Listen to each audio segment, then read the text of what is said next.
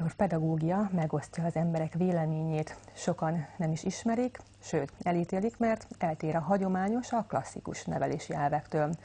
A világ számos országában működnek Waldorf intézmények, ezek száma megközelíti már az 1000-et. A Magyarországon jelenleg 24 önálló iskolában közel 4000 gyerek tanul a Waldorf pedagógia keretein belül. Az érdeklődés és az igény viszont évről évre növekszik. Van egy iskola Szegeden, a Kolozsvári téren. Furcsán néznek az épületre, akik elsétálnak mellette. Ránézésre semmi érdekfeszítő, a fülnek mégis szokatlan. Az iskolából ugyanis furujaszó, ének, taps és hangos dobolás hallható. Ez a szegedi Waldorf.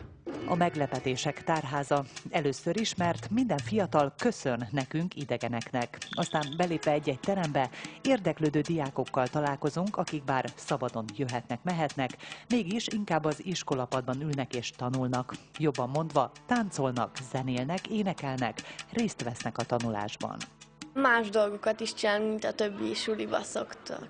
Szoktam olyat hallani, hogy ez ilyen más, meg hogy itt ide mások is járnak, akiknek nem megy annyira jól, és akkor, hogy így csomóan azt hiszik, hogy akkor ez egy olyan suli, ahova nem járnak normális gyerekek.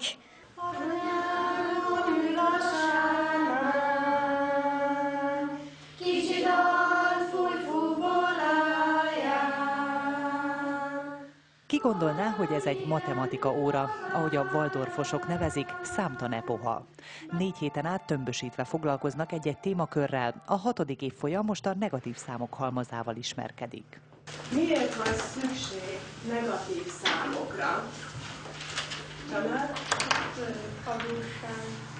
Például az adósság kifejezésénél. A ritmikus rész is erre épült, tehát számolás, ritmusok vannak benne, mert hogy a zene és a számtan az nagyon összefügg egymással. Tehát általában akik ügyesek zenében, azok jól is számolnak, és fordítva is. A tantárgyak tömbösítése, vagyis az epohális tanítás lehetővé teszi, hogy a gyerekek érdeklődése tartósan egy területre koncentrálódjon, és egy területen belül a legkülönbözőbb oldalakról, a legkülönbözőbb eszközökkel közelítsék meg az anyagot. Azért jó, mert hogy sokkal jobban bele tudunk mélyülni egy-egy témába, sokkal több mindent el tudunk végezni. Tehát nem esik ki a gyerek 45 perc után abból, amivel foglalkozunk. A diákok kezenyoma érezhető lépten nyomon, a tanulásban, a közösségi életben, az iskola falain. Még a könyveiket is maguk írják, rajzolják. Tulajdonképpen a füzetünk, azt mi írjuk, és amit órán veszünk, az a tankönyvünk, és abból kell tanulni. Egyik gyerek sem érzi magát kívülállónak, egy csapatot alkotnak. Az egymásra odafigyelés, a segítségnyújtás a hétköznapok része. Marci szeptemberben került át a Waldorfba, ahol sokkal jobban teljesít, mint korábbi iskolájában. Jó a közösség is, meg az órák mások és sokkal érdekesebbek. Már hogy a régi iskolában csak magyarázott a tanár, és nem mindig volt annyira érdekes az óra. A fiatalok egyik kedvence a fafaragás, ahol a lányok is kalapálnak, reszelnek, csiszolnak, a kézműves foglalkozáson pedig a fiúk is megtanulnak hímezni, kötni, varni.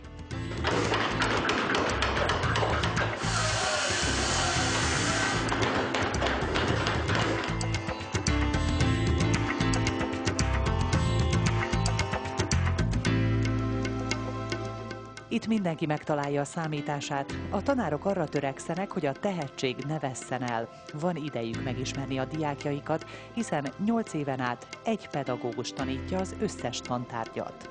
Mivel sokkal jobban megértem, hogyha valakinek valamiben nehézsége van, mert lehet, hogy valamelyik tantárgyal nekem is nehézségem volt gyerekkoromban, van, és nincs az a szakbarbárság, hogy az én tantárgyamból mindent tudni kell, mert ez a legfontosabb, hanem jobban át tudjuk érezni az ő problémáikat is. Az első osztály anyagának jelentős részét a mesék és történetek képezik. Nincs hajsza. A reggel első órája a meséké, a mondókáké, a rajzolásé, a festésé. Ők még nem tudják, de ezek a formák már az írás előkészítését szolgálják. Kijárjuk a formákat, lerajzoljuk, ez ilyen finom motorikus mozgást igényel, ami az agyban az agynak a struktúráltságát, a finom hálózatát, összekötetéseket segíti elő, és ez a képességek, készségek érését jelenti.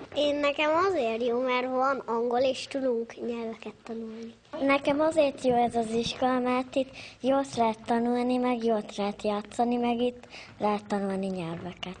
Itt szeretnek minket, és itt dolgozik az anyukám, és ő a barátom, meg ő.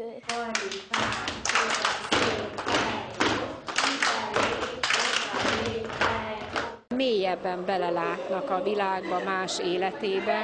Egy-egy tantárgy kapcsán is nem megtanulnak részleteket, dolgokat, hanem az összefüggéseket megláthatják velük, és azt, hogy ezt hogy tudják használni a saját életükben. És az a tapasztalat, hogy 40-50-60 évesen nem lesznek betegek az emberek, mert nincs stressz, nincs szorongás, ami beépül. Felragyog a fényes nap, ő világít egész nap, lélek, szellem, hatalom, mozdítja lábam és karom. Azt tapasztaltuk, hogy ezek a diákok szeretnek tanulni. A tanultak élményszerű átélése jobban felkelti az érdeklődésüket, és ez a tudás maradandóbb. Az sem mellékes, hogy nincs retorzió, fekete pont vagy egyes. A pozitív megerősítés hajtja őket a jobb teljesítményre, szükségük van a tanáraik elismerésére és szeretetére. Az ő feladatuk, hogy azt erősítsék diákjaikban, ami megvan bennük. Alapjában véve nem is nevelni akarnak, hanem megteremteni a test, a lélek és a szellem egyensúlyát, gondolkodó embert alkotni.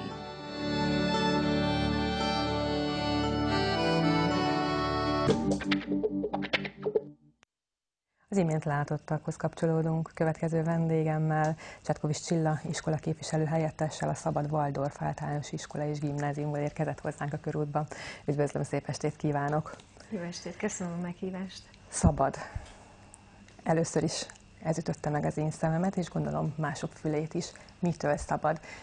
Kaptunk egy kis betekintést, de sokan kérdezik, és ahogy a felkonferálásban is említettem, sokaknak vannak még mindig kételjeik, hiszen már azért több éve működik itt Szegeden is, és a számokat hallottuk, az iskola. Igen, általában két előítélet fogalmazódik meg, vagy egy ilyen téveszme, hogy itt mindent lehet, tehát a szabadság, mint szabadosság jelenik meg, és mint egyfajta káosz, de ugye azért a kettő nem ugyanaz, illetve hát az, hogy nagyon sok a problémás gyerek, és hogy nagyon sok problémás gyereket veszünk föl. Én úgy gondolom, hogy egyik sem igaz.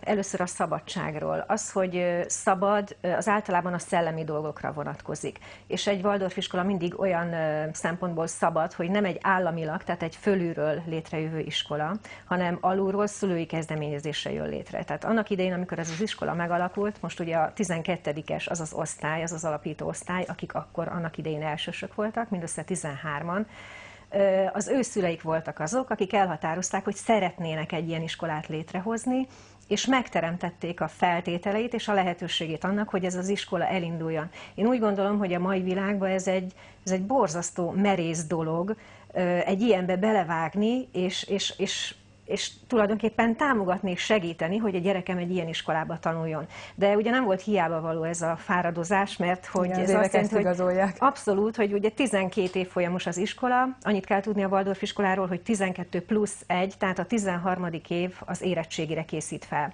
Tehát 1-től 12-ig Waldorf kerettanterv szerint zajlik az oktatás, és a 13. évben pedig csak azokat a tárgyakat tanulják a gyerekek, amiből majd érettségizni fognak. Tehát hamarosan jövőre érettségizik majd igen, az első osztály, bár azért példák vannak már rá Magyarországon, és azt hallottam, hogy külföldön viszont a munkaerőpiacon kifejezetten keresik a waldorfos gyerekeket. Így igen, van ez? Igen. És itt kanyarodnék vissza a másik téveszméhez, hogy nagyon sok problémás gyerekünk van. Alapvető dolog, hogy mi nem válogatunk a gyerekek között. Tehát, hogy például nem úgy vesszük fel a gyerekeket, ugye rengeteg zenét tanulnak, hogy aki mondjuk zenei hallásra, vagy a ritmusérzéke jó.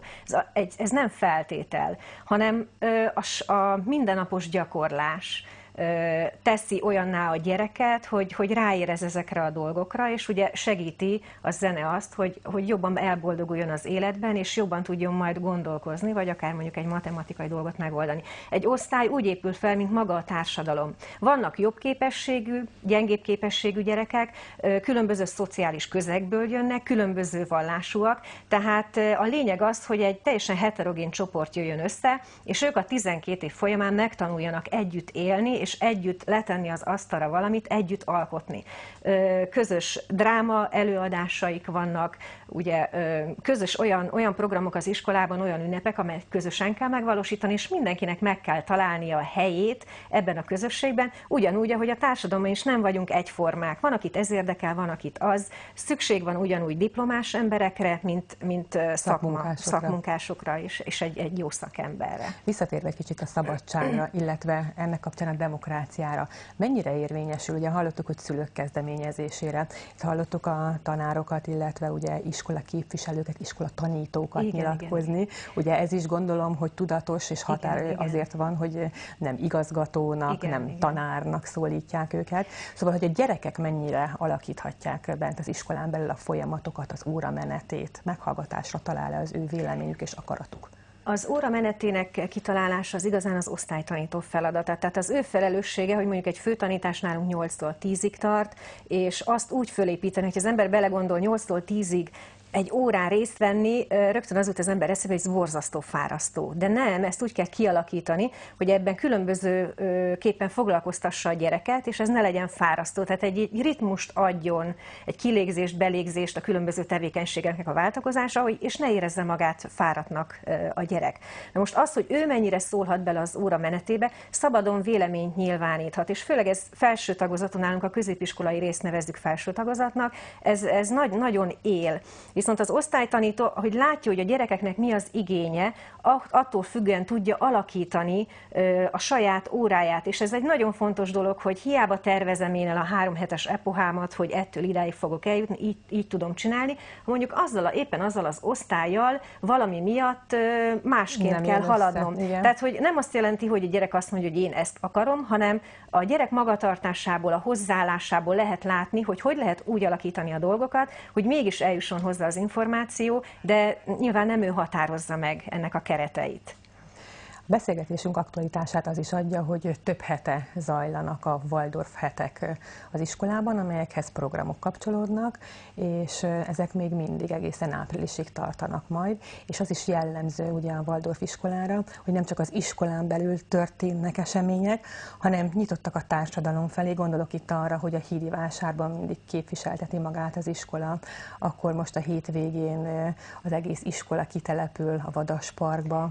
Hát tulajdonképpen egy játszóház lesz majd a Vadasparkban 10-től 16 óráig, ahova nyilván azokat a szülőket, illetve kisgyermekes szülőket várjuk, akik szívesen bekapcsolódnak egy ilyen lehetőségbe. Tehát itt nem az egész iskola települ ki, hanem vannak vállalkozó pedagógusok és szülők, és itt megint bejön a szülői szerep, akik segítenek ezt az egészet lebonyolítani.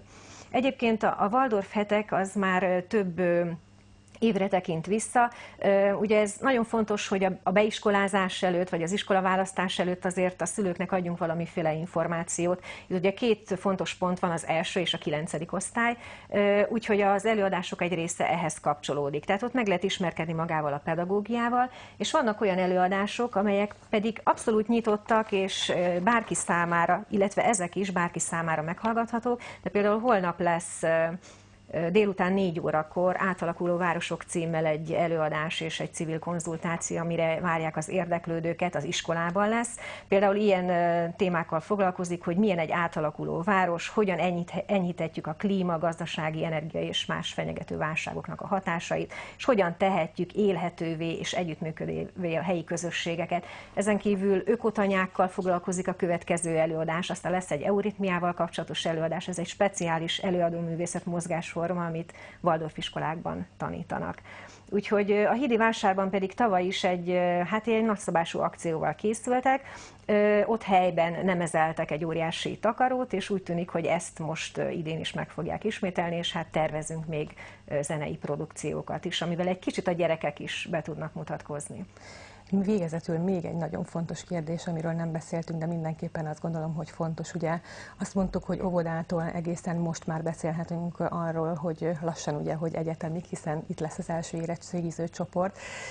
Az átjárhatóság az iskolák között mennyire megoldható? Tehát ha valaki itt kezd, akkor itt kell befejeznie, ha valaki máshol kezd, nem is jöhet ide. Szerintem ebben is azért vannak tífitek, amit el kellene oszlatnunk így gyorsan. Teljesen átjárható, tehát bármilyen osztályszinten.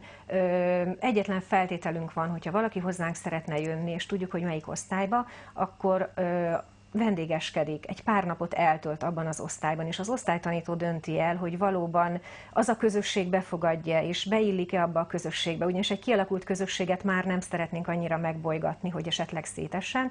Viszont a gyerekek nagyon nyitottak, tehát én úgy gondolom, hogy ez látszott, hogy ők abszolút nyitottak bárki iránt, tehát részünkről azt hiszem járható az út, és ugyanezt fordítva is. Tehát, hogy viszonylag nagy a mozgás, és tőlünk is mennek el. Volt, aki 8. után 9-be jelentkezett hozzánk, de gondolkozott azon, hogy elmegy. Nem ment el, nálunk maradt. Mégis meggondolta magát, 9-be átment másik iskolába, és jól érzi magát. Tehát bárhol, bármilyen szinten átjárható. Egy dolog, ami viszonylag nehezebben működik, minél később jön valaki Waldorf iskolába, állami iskolába, annál nehezebb, igen, mert hirtelen valóban ő úgy érzi, hogy rászakad egy szabadság, amivel nem tud mit kezdeni, holott valóban keretek vannak, csak a kereteken belül neki kell megtalálnia azt a rendszerességet, azt a ritmust, ami őt eljutatja odáig, hogy valóban teljesítse is a feladatait. Köszönjük szépen!